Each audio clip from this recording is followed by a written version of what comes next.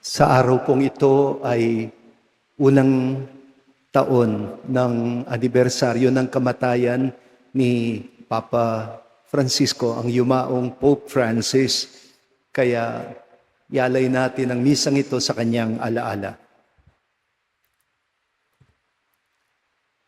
Ang pamagat ng aking reflection ngayong hapon ay hulog ng langit.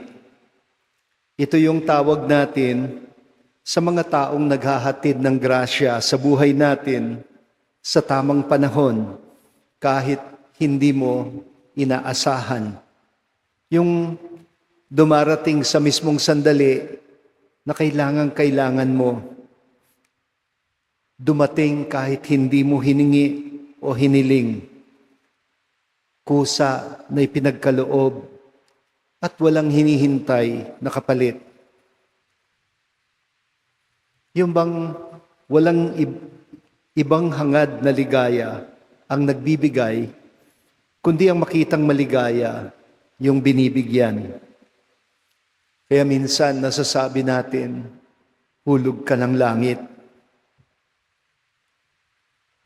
Ganyan ang Diyos na pinakilala sa atin ni San Juan sa Ebanghelyo sa linyang narinig natin sa Panginoong Hesukristo. Sapagkat ang tinapay na ibinibigay ng Diyos ay walang iba kundi ang bumaba mula sa langit at nagbibigay buhay sa mga tao sa mundo.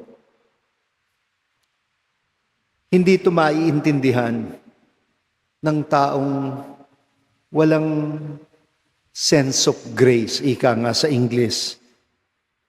Yung tipong hindi nakakaramdam ng pasasalamat. Mga taong walang pinagkakautangan ng loob, kahit na kanino, dahil ang tingin nila, lahat ng meron sila, ay bunga ng sariling sikap. Hindi makadadama ng pasasalamat ang hindi marunong kumilala sa biyayang walang hinihintay na kabayaran. Kaya yung hulog ng langit pala, hindi magandang iugnay sa swerte, na parang basta lang nangyari, natanggap mo, thank you. Hindi rin ito maiintindihan ng mga taong ang buhay ay umiikot sa sarili lamang. Walang layunin na pinag-aalayan at wala ring alam na klase ng kabusugan, kundi sariling kabusugan. May mga tao sa mundo, minsan may kinakain na nga, nagko-complain pa. Nagbabago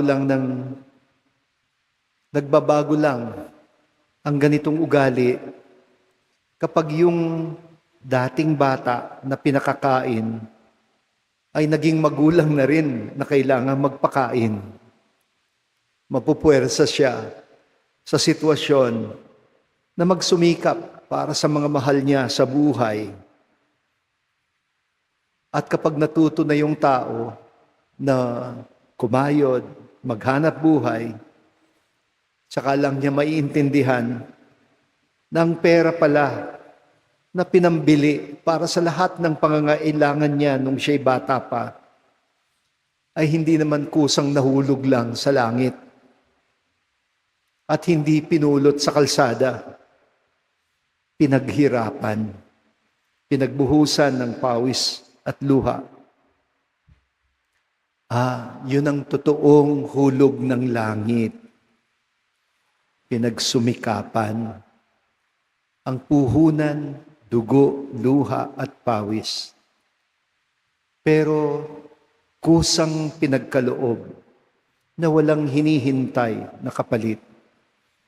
Ganyan ang mga taong nagmamahal. At sino mang nagmamahal ng totoo ay makadiyos na tao. At doon lumilinaw yung sinasabi ni Jesus. Ang tunay na binibigay ng nagmamahal sa kanyang minamahal ay hindi pagkain lang, kundi sarili niya, katawan at dugo niya. Yun ang ibig niyang sabihin sa tinapay ng buhay.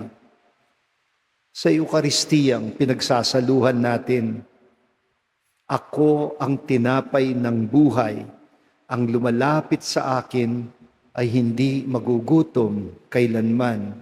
Sabi niya, hindi lang tinapay ang binibigay ni Jesus.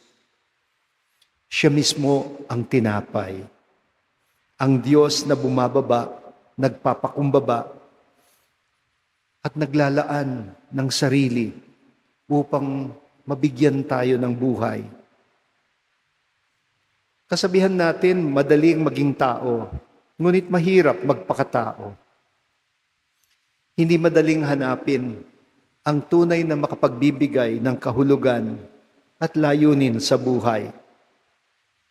Wala nang mas sasarap pa sa pagkain na kinayod at pinaghirapan ng buong sipag, tiyaga at malasakit, pero pinakain sa minamahal. Mas masustansyang di hamak ang ganoong pagkain galing sa pag-ibig o pagmamahal. Yung nilaan ang sarili hanggang kamatayan sa ikabubuhay ng minamahal. Alam niyo ho, parang eskwelahan din ang mga tahanan natin. Eskwelahan ng pagpapakatao. Doon natututunan ang paghahanap buhay at pagbabahagi ng buhay na parang tinapay din, hindi pinagdaramot. Aanhin mo nga naman ang tinapay kung ayaw mong ipakain. Mapapanis lang yan. Pero may mga taong ganyan din, napapanis ang pagkatao kapag madamot. Sabi ni St. Paul, mamuhay kayo ng may pag-ibig sa kapwa, katulad ng pag-ibig sa atin ni Kristo, na nag-alay ng sarili niya para sa atin bilang mabangong handog sa Diyos. At ito yung kinakain natin sa misa. Ang sino mang daw kumain sa Kanya ay matutulad sa Kanya. Matututong mag-ugaling katulad ng Diyos na mapagbigay. Diyos na bigay todo. Di ba ito yung sinasabi natin sa isang kantang kinakanta natin sa misa? Nang tanggapin ko si Jesus, aking Diyos, nagbago ang lahat sa buhay ko. Bagong ligaya ang nadarama, bagong pag-asa ang nakikita. Lahat ay aking ibibigay pati aking buhay upang purihin siya. Ito ang diwa ng Eucharistia